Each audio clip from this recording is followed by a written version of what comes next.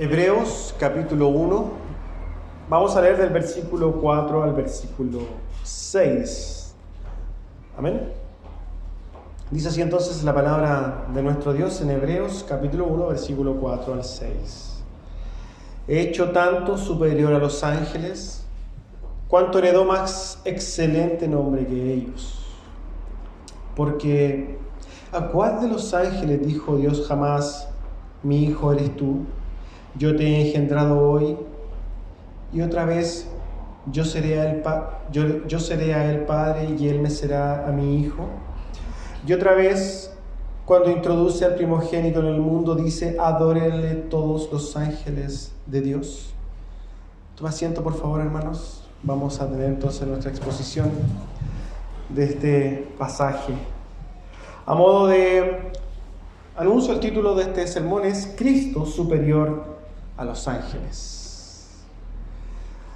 Ya hemos visto, hermanos, de este libro de Hebreos en los dos primeros sermones que están desarrollados en los tres primeros versículos de este libro, que el autor de Hebreos está haciendo una introducción de nuestro Señor Jesucristo impresionante. Él, el autor de este libro, ha introducido a Jesucristo y lo ha descrito con una gran cantidad de atributos, de nombres, de obras.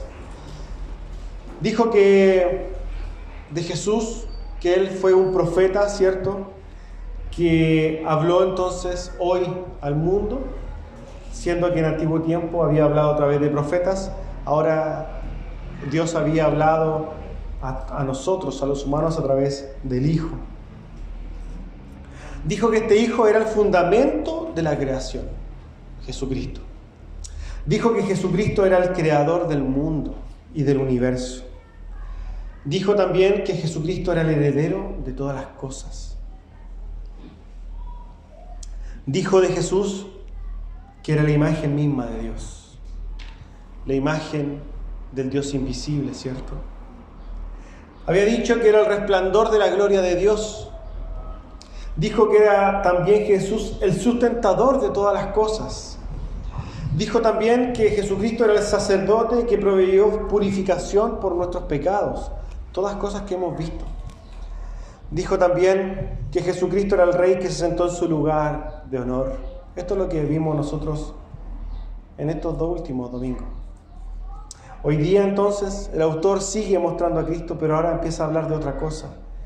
Va a mostrar a Jesucristo no solamente como todas las cosas anteriores, sino que añade otro aspecto importante. Va a hablarnos de la superioridad del Hijo frente a los ángeles. Para esto entonces vamos a ir directamente, hermanos, al texto. Versículo 4 dice así: hecho tanto superior a los ángeles, cuanto heredó más excelente nombre que ellos. El escritor de Hebreos ahora está comparando a Jesús con los ángeles. Todos hemos escuchado ciertos ángeles, estos seres celestiales que hemos visto que se utilizan para las películas, que nosotros desde pequeños, ¿cierto?, venimos escuchando. El ángel guardián, ¿cierto?, que en ninguna parte se dice que nosotros tenemos un ángel guardián, el ángel de la guarda, ¿cierto? Lo que se muestra de los ángeles en las Escrituras es que son seres celestiales que están a disposición de Dios, que son los que están más cercanos a Dios. Dentro de la doctrina de la angeleología, que es el estudio, ¿cierto?, de estas huestes celestiales. No sé si utilizar la palabra huestes, pero seres celestiales. Que también hay una quizás clasificación donde están los querubines, los serafines, ¿cierto? Pero que forman todas partes de ser seres angelicales. Nosotros vemos que estos seres angelicales están entonces a disposición de Dios. Sirven en el trono de Dios, como por ejemplo lo vio Isaías, ¿cierto? Están a disposición de lo que Dios mande para que ellos vayan. Y nosotros hemos visto entonces que también los ángeles están a disposición de Dios para ser mensajeros hacia nosotros. Los ángeles también han tenido esta función de darnos a nosotros instrucciones de parte de Dios a modo de mensajeros. Hechos, capítulo 7, versículo 53, dice así: vosotros que recibisteis la ley por disposición de ángeles y no la guardaste. Le habla al pueblo.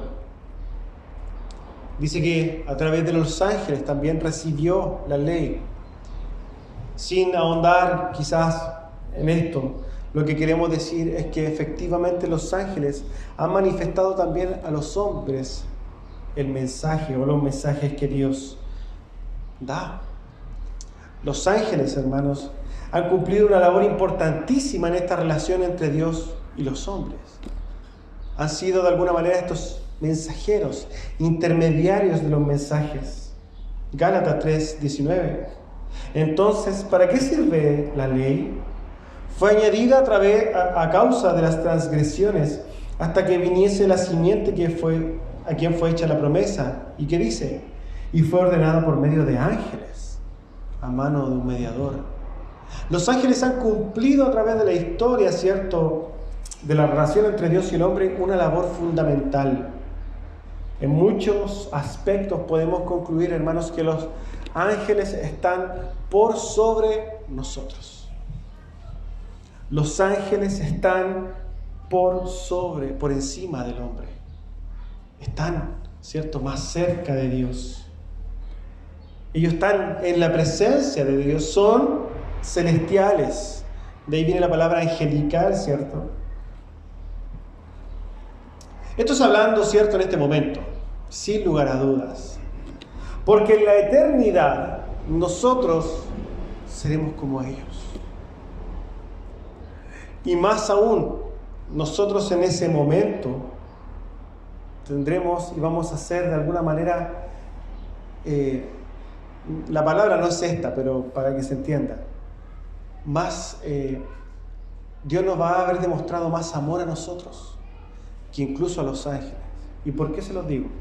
Porque cuando nosotros estemos en la presencia de Dios eternamente, ya nada nos va a separar.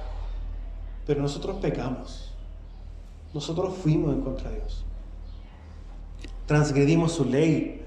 Pecamos continuamente. Y cuando nosotros vemos a los ángeles, nosotros vemos que los ángeles caídos no tuvieron ese privilegio.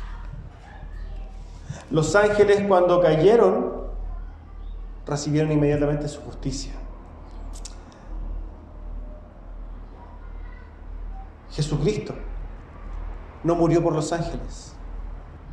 Jesucristo murió ¿por quién? Por nosotros, pecadores.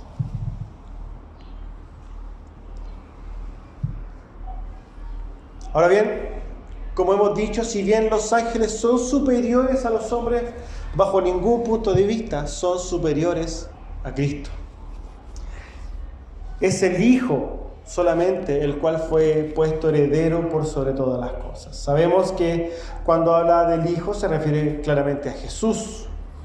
Jesús es conocido entonces como el Hijo de Dios. Las Escrituras, cuando habla del Hijo en particular, se refiere al unigénito, a Jesucristo, que es también nuestro Señor, nuestro Salvador, nuestro Rey.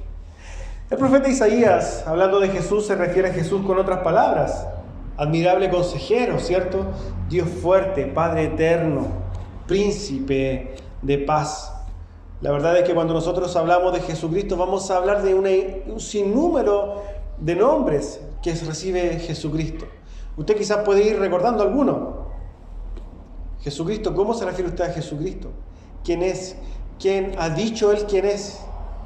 El Señor, el Hijo de Dios, se llamó a sí mismo el Hijo del Hombre, el Alfa y la Omega, el principio y el fin, el camino, la verdad y la vida, la puerta, el agua de vida, el pan de vida, el pastor de las ovejas, la luz de los hombres, y yo creo que en su mente ustedes deben tener algunas más. Todas son palabras para referirse al mismo, al Hijo, Jesucristo, que ha sido el único puesto heredero por sobre todas las cosas, como hemos dicho. Jesucristo es el heredero de toda la creación y es el fundamento de toda la creación. Esto Y podemos ver esta exaltación continua a la persona de Cristo y muestra algo importante que nosotros somos llamados a ver el día de hoy. Y es que Él entonces, en contraste a los ángeles, es superior. Los ángeles, hermanos, son llamados como mensajeros, espíritus ministradores, servidores de Dios. Pero el Hijo no. El Hijo es el heredero.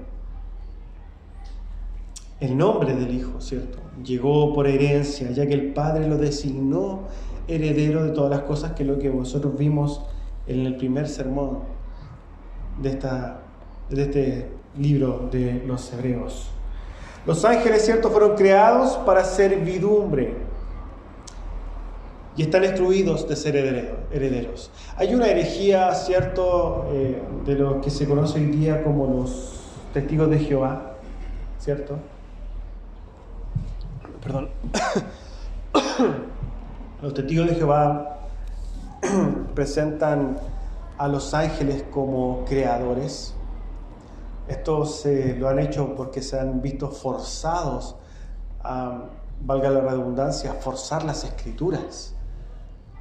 Cuando el Señor en Génesis dice, hagamos al hombre conforme a nuestra imagen, ¿cierto?, y a nuestra semejanza. Está hablando de la Trinidad, ¿cierto? Y para poder darle alguna explicación lógica a estas palabras, dice que Dios estaba hablando con los ángeles. Pero nosotros entendemos que esta es una conversación intratrinitaria. ¿Por qué? Porque los ángeles no son creadores. Los ángeles no son coherederos. Los ángeles solamente son seres celestiales creados por Dios, pero que están por debajo de la gloria de Dios. No se pueden comparar a Dios. Lo mismo sucede, ¿cierto?, en la Torre de Babel. Descendamos y confundamos. No es el hombre, no es Dios hablando con los ángeles diciendo, oye, vamos porque somos una pandilla. No. No forman parte los ángeles de esto. Los ángeles solamente son seres ministradores. Cuando nosotros vemos la visión de Isaías, vemos a estos seres angelicales tapándose los ojos, ¿cierto?, tapándose los pies, volando y diciendo, gloria, gloria a Dios, Señor, al Señor, ¿cierto?, toda la tierra será llena de la gloria de Dios. Pero no vemos a un ángel sentado al lado también recibiendo gloria. Pero a alguien sí vemos al lado de Dios recibiendo la gloria como el unigénito, y ese es nuestro Señor Jesucristo. Hay una diferencia sustancial. Los ángeles, ¿cierto?, en muchos aspectos pueden ser llamados hijos de Dios. En la Biblia, en Job, por ejemplo, pueden ser llamados poderosos, como lo dice Salmo, santos. Pero no son el santo, no son el todopoderoso y no son el Hijo de Dios. Son diferentes. Y lo que está haciendo el autor de Hebreos es escribirle a estos hermanos para decirle, ojo, tengan mucho cuidado. ¿Por qué? Porque si bien los ángeles, los seres celestiales son importantes, el Hijo es superior. Y es ese Hijo el que nosotros tenemos, por el cual vale la pena morir, vale la pena todo. Y continúa el versículo 5, en el mismo contexto, haciendo esta apología, esta defensa el autor de Hebreos. Porque ¿a cuál de los ángeles dijo jamás, mi hijo eres tú? ¿A cuál de los ángeles le dijo, mi hijo eres tú? Hablando en singular, en uno. ¿A cuál de los ángeles le dijo, yo te he engendrado hoy? ¿A cuál de los ángeles le dijo, yo seré a él padre y él me será mi hijo? A ningún ángel le dijo esto. A ninguno. Y si bien, y aquí lo llamo a guardar las proporciones, si bien a nosotros se nos ha dicho que somos hijos, fuimos llamados, porque el Señor es nuestro Dios, nuestro Padre, y nosotros somos a Dios Hijo, este pasaje está hablando de Cristo. No está hablando de la iglesia, está hablando del único, del unigénito, de Jesucristo. El autor de los Hebreos llama inmediatamente la atención a los hermanos a través de las citas del Antiguo Testamento, en este caso del libro de los Salmos. Los destinatarios, ¿cierto? Como hemos dicho en el contexto, que muy probablemente era una iglesia de hebreos, ¿cierto? Por eso el nombre de la carta. Y eso se da y se entiende por la gran cantidad de contenido veterotestamentario, o sea, con gran contenido de las escrituras del Antiguo Testamento, y es lo que sucede acá. Contenido está citando las escrituras de Salmo. ¿Por qué? Porque los que me van a oír, los que van a leer esta carta, ya tienen conocimiento de las escrituras. Por tanto, yo a ellos les estoy hablando en cosas que ellos entienden. Las personas que recepcionaron estas escrituras conocían los salmos, conocían estas escrituras. No era algo nuevo para ellos. No nos debe sorprender que el autor de Hebreos cite a los salmos para presentar sus argumentos respecto de la divinidad del Hijo de Dios. Es tanto así que solamente en este primer capítulo va a recurrir a 5 pasajes de los Salmos, que los vamos a ver ya desde de esta semana estamos viendo uno, y la próxima semana iremos viendo algunos otros. Y también suma algo de lo que se conoce como el Cántico de Moisés, que es lo que vamos a ver más adelante. El autor entonces está escribiendo a personas que conocen. En ese contexto al cual fueron escritos, estas personas que recibieron estas cartas eran conocedoras de las escrituras del Antiguo Testamento. Eso tenemos que tenerlo claro. Por eso el autor utiliza entonces salmos. Aquí está citando el Salmo 2. El Salmo 2 en su versículo 7 dice: yo publicaré el decreto, Jehová me ha dicho, mi hijo eres tú, yo te engendré hoy. Eso es lo que está citando. El autor dice algo así: ¿a cuál de los ángeles le dijo esto? ¿A cuál de los ángeles le dio esta promesa de que ellos iban a ser su hijo y él su padre? A ninguno. Lo ha dicho solamente de Jesucristo. Este Salmo número 2 se entiende completamente como un salmo mesiánico. Como hemos dicho, un salmo mesiánico, un texto mesiánico, una profecía mesiánica es un pasaje, libro, profecía o texto que habla del Mesías. Y lo que vemos en Salmo 2 es que efectivamente está hablando del Mesías. Por tanto, nosotros vemos que si bien en el versículo 4 se preocupa el autor de Hebreos de comparar, ¿cierto?, a Jesús con los ángeles, es claro al citar en el Salmo 2, que es lo que hemos leído, que sin duda Jesucristo, el Mesías, el Cristo, el ungido, es por sobre todo superior a los ángeles. Cuando hablamos del Salmo 2 podemos comprender que en el desarrollo del Nuevo Testamento muchos hermanos entendían que este era un salmo mesiánico. Pablo en Hechos capítulo 13 habla de este salmo entendiendo y dando a entender que es un salmo mesiánico. Los discípulos oraron en Hechos 4, nosotros también lo hemos visto en el estudio de los Hechos, cuando estaban orando, ¿cierto?, los discípulos, y citaron el Salmo 2 como un salmo mesiánico. En Hechos 13, como hemos dicho también. Es también posible ver alusiones en Mateo y en los Evangelios de que se cita este salmo como un salmo mesiánico. Podemos ver hasta incluso en Apocalipsis alusiones a este Salmo 2, porque es un salmo que habla del Mesías. Como se pregunta en el Salmo 2, y preguntémonos si queremos entender esto. ¿Alguna vez Dios dijo le dijo algo así a los ángeles? El apóstol Pablo diría: en ninguna manera. Dios, el Padre, nunca le dijo a los ángeles que Él sería su Padre y ellos serían sus hijos. Como vemos aquí en el versículo 5, la pregunta del autor es una pregunta retórica. Está diciendo: ¿alguna vez se ha dicho esto? Una pregunta retórica es una pregunta que no necesita respuesta, ¿cierto? Que no se espera la respuesta. Es una pregunta que la respuesta que se eventualmente daría no deja llegar a una conclusión. ¿Se ha dicho alguna vez de los ángeles que el Señor les dio esta promesa? Y la respuesta es no.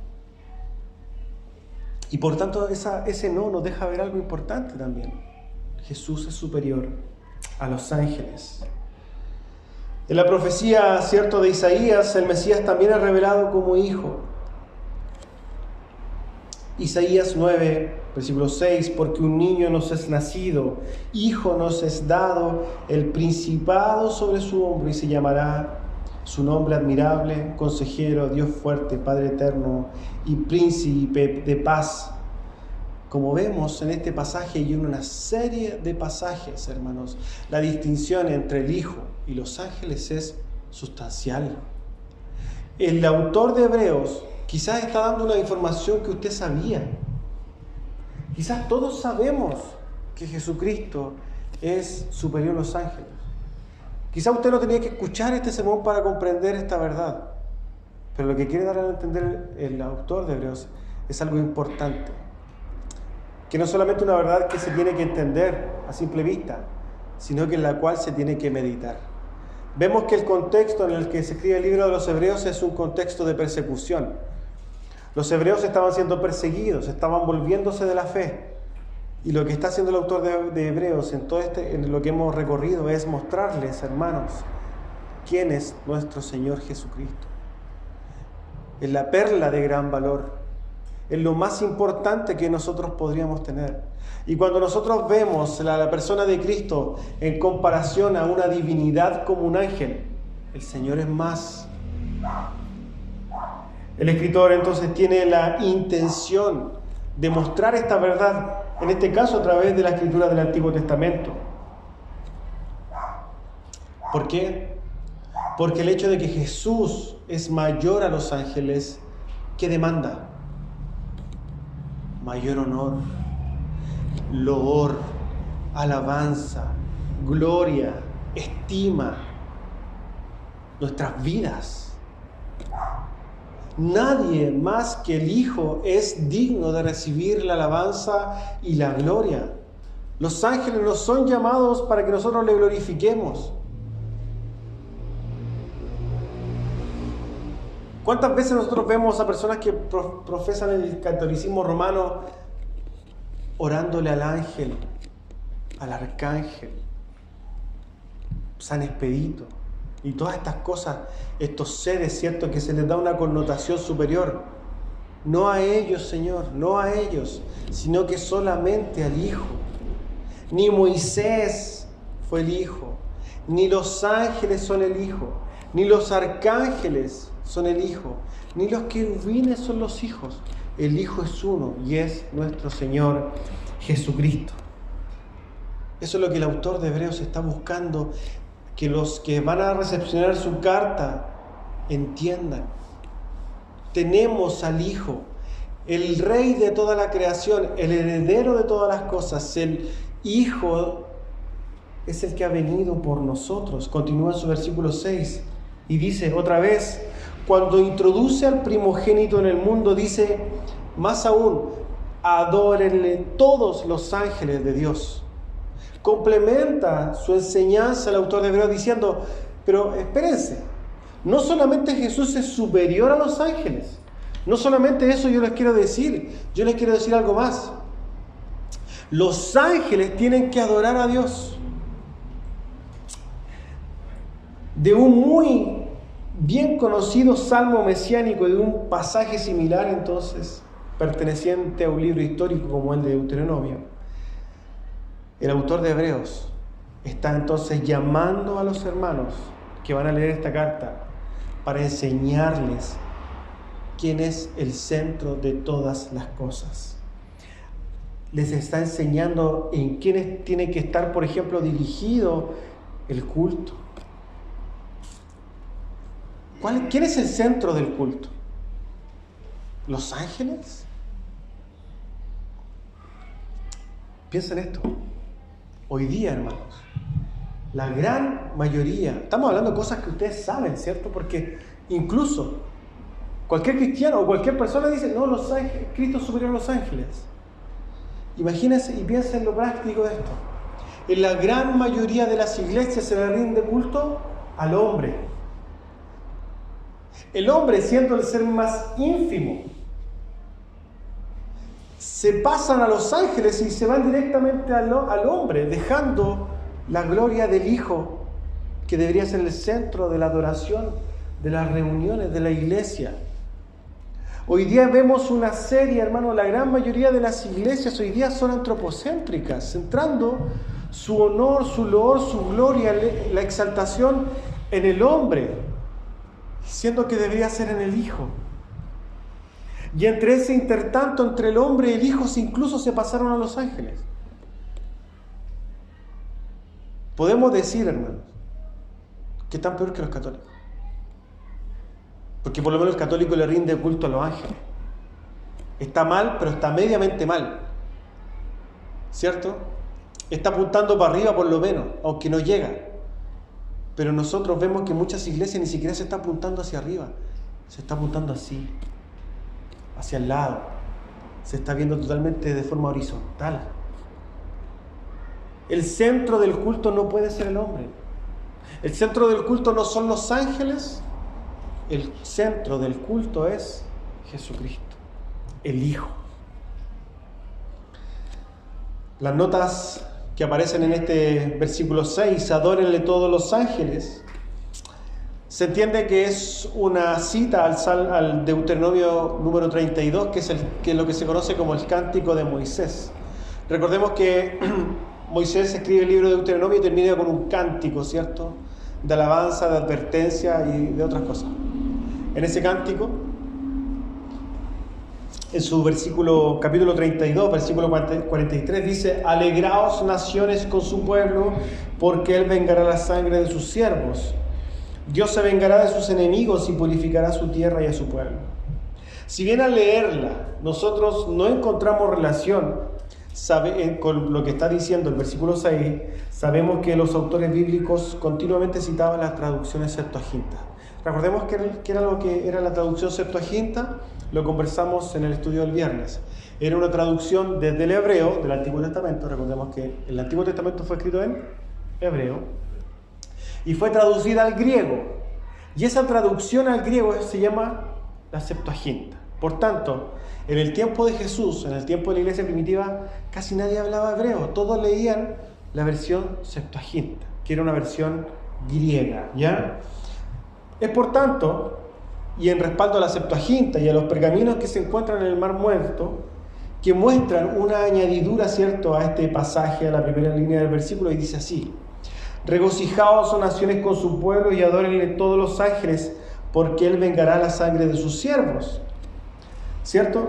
Respecto a este cántico de Moisés, entonces el escritor de Hebreos lo cita 2 veces en el libro. La enseñanza entonces de la iglesia primitiva es que este himno cántico era bastante conocido. En su carta a los romanos, Pablo cita este himno 3 veces también. Quiero decirles que este cántico de Moisés era un cántico conocido en la iglesia. No solamente lo cita el autor de Hebreos, sino que también lo cita Pablo. Era un cántico reconocido por la iglesia. Incluso en Apocalipsis dice así: y cantan el cántico de Moisés, siervo de Dios. Los ángeles, ¿cierto?, los redimidos estaban en el cielo cantando también este salmo, este cántico de Moisés. Esta referencia, ¿cierto?, al uso celestial del cántico de Moisés refleja el uso litúrgico común que tenía la iglesia primitiva. Hoy día nosotros prácticamente no conocemos este cántico, ¿cierto? De hecho, es muy probable que primera vez que usted haya escuchado el cántico de Moisés, o primera vez que usted haya escuchado que Moisés tenía un cántico, que se conoce como el Salterio, ¿cierto? O como el Salmo de Moisés. Pero sí, está en el capítulo 32, usted lo puede ver en su Biblia. Y lo que quiero manifestarles es que la iglesia primitiva era muy conocido y era citado, no solamente por el autor de Hebreos, por Romanos, incluso, como les acabo de enseñar, en el Apocalipsis. En la iglesia entonces era muy, muy conocido. Era muy, muy citado.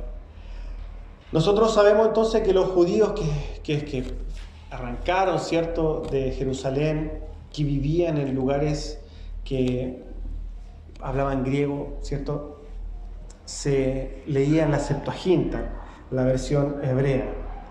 Y la verdad es que en esta versión lo que dice realmente es que,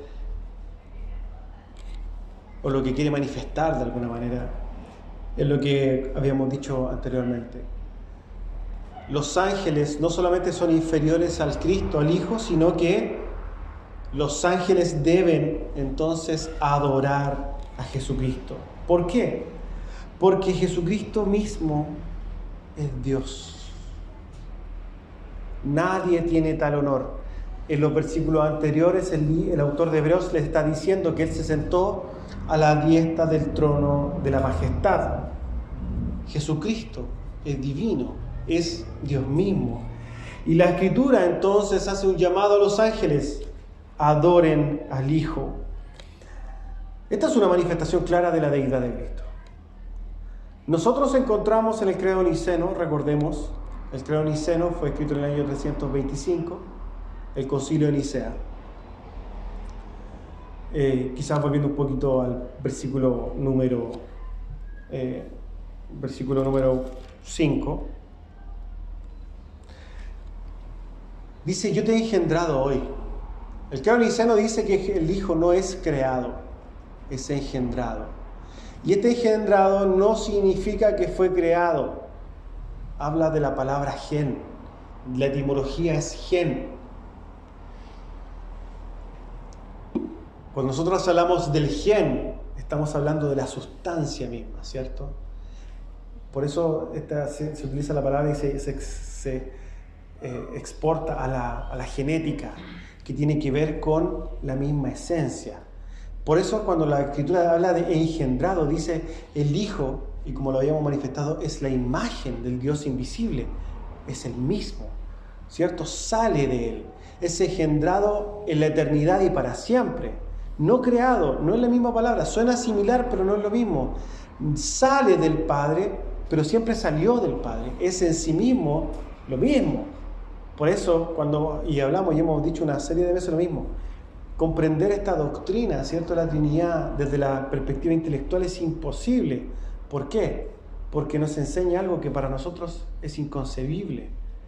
Eso es lo que nosotros vemos como el Padre de alguna manera presenta al Hijo, lo presenta como Él mismo. ¿Quién es el que recibe gloria? El único que recibe gloria de los ángeles, Dios. Y aquí dice, el Hijo, adórenle todos los ángeles.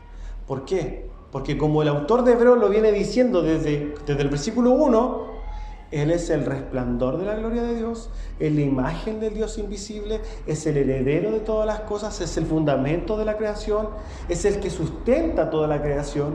Él mismo es el sacerdote y el sacrificio es el mismo, entonces el que está sentado a la diestra de Dios. Por tanto, si quisiéramos concluir al Hijo en una palabra, es Dios. Dijimos el otro día que Jesús no es su amigo fiel. Usted no tiene un amigo que se llama Jesús, usted tiene un Dios que se llama Jesús. Amén. Entonces podemos decir lo siguiente. Versículo 6, estamos siguiendo en este pasaje para nos desviamos un poco, pero dice que cuando Él introduce al Hijo al mundo, ¿cierto? Dice, adórenle todos los ángeles. Y nosotros vemos de alguna manera esto que se ha cumplido, porque podemos preguntarnos, bueno, ¿y cuándo Dios introdujo al niño o cuándo introdujo a Dios al mundo? Nosotros inmediatamente vamos a relacionar esto con su nacimiento. Y en su nacimiento vemos un cumplimiento de estas palabras. Es cuando el Hijo, el primogénito, es introducido entonces al mundo, cuando los ángeles le adoraron. ¿Cierto?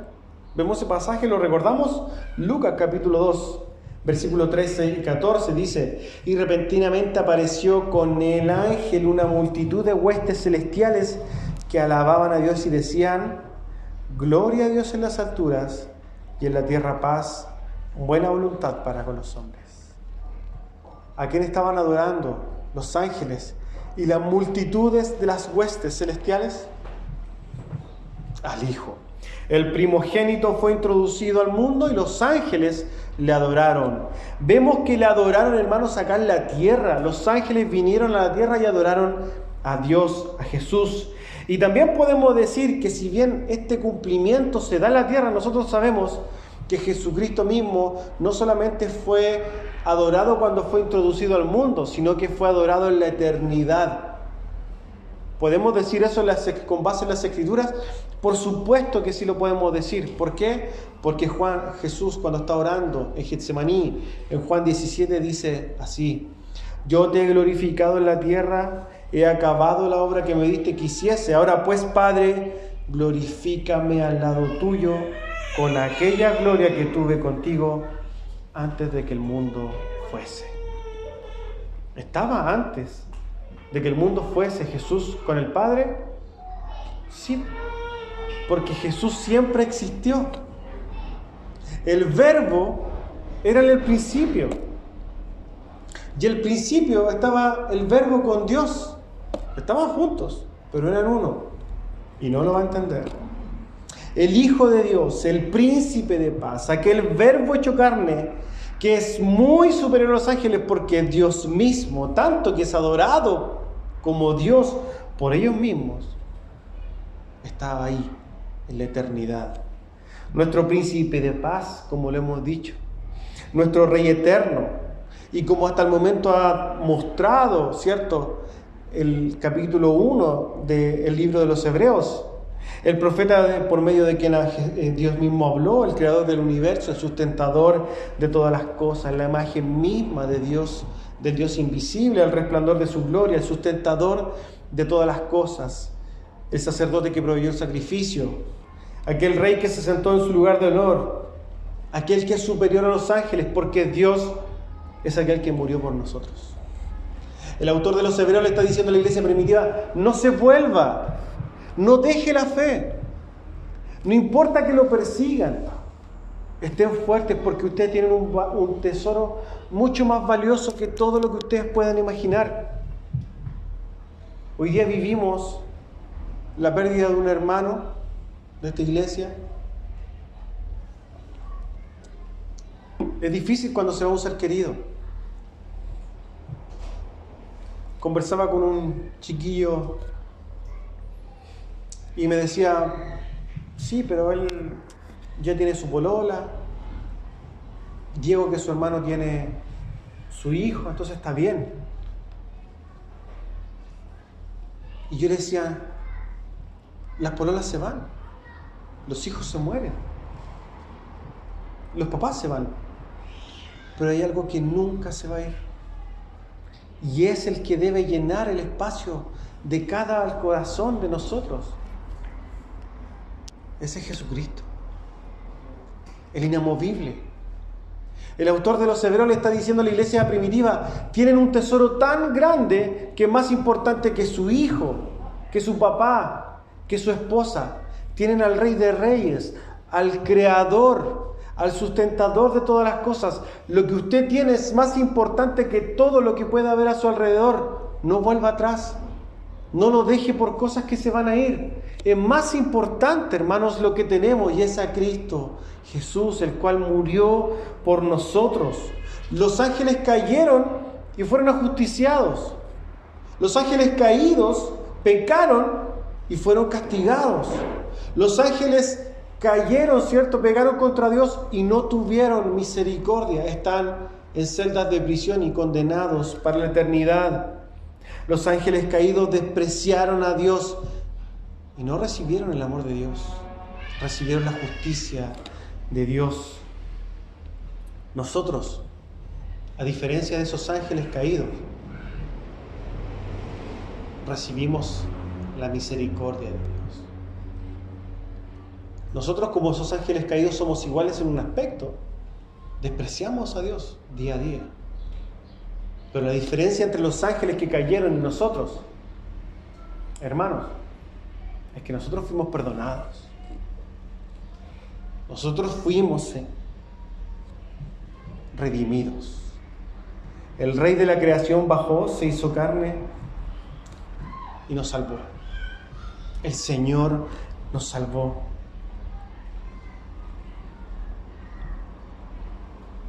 Tiene que preguntarse, hermano, ¿le faltan motivos a usted para adorar a Dios? He escuchado a hermanos profesantes de la fe, dicen, no tengo por qué adorar a Dios, no encuentro el motivo para adorar a Dios, no tengo ganas de adorar, no sé qué decirle a Dios. Si nosotros no encontramos por qué darle gracias a Dios es porque no entendemos quién es Él y lo que ha hecho. Porque Dios, hermanos, nos ha dado con Él todas las cosas.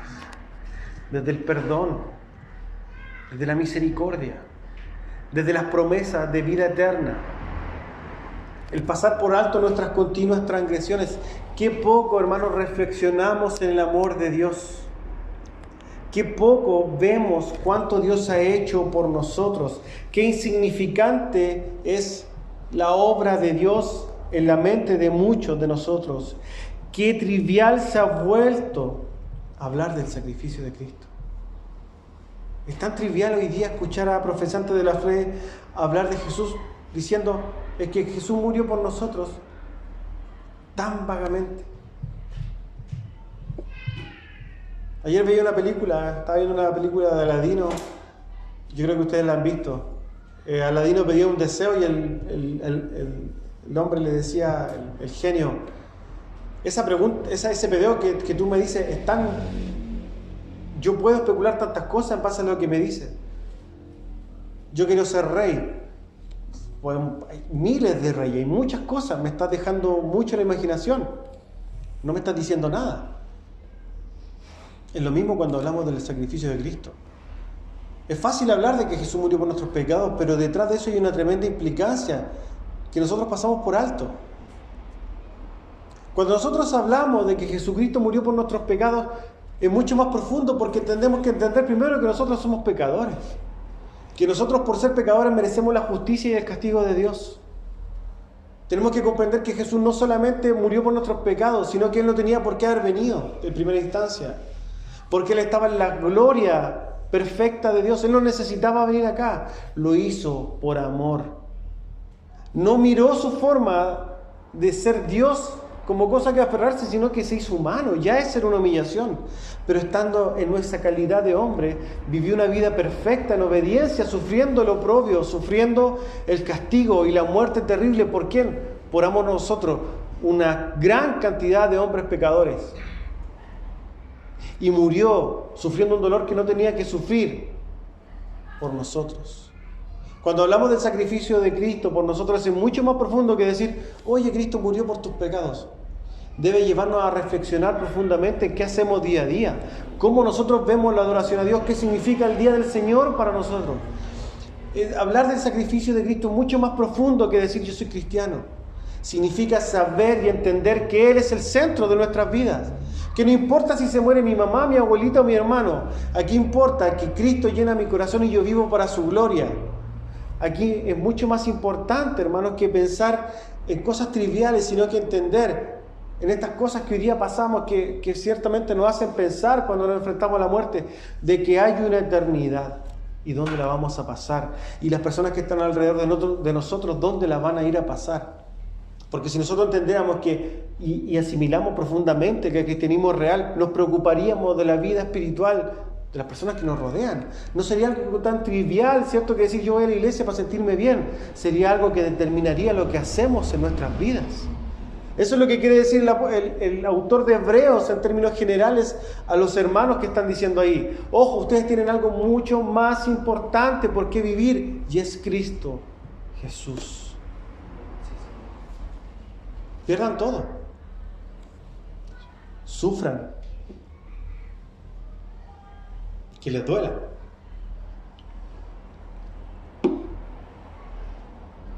Pero no importa. No importa. Si algo caracterizó a la iglesia triunfante, ¿cierto?, a la iglesia primitiva, es que a pesar de que perdía todo, ellos iban gozosos a la presencia de su rey. Hoy día nosotros nos amargamos porque se nos picha un neumático y nos amarga la vida. No, hermano.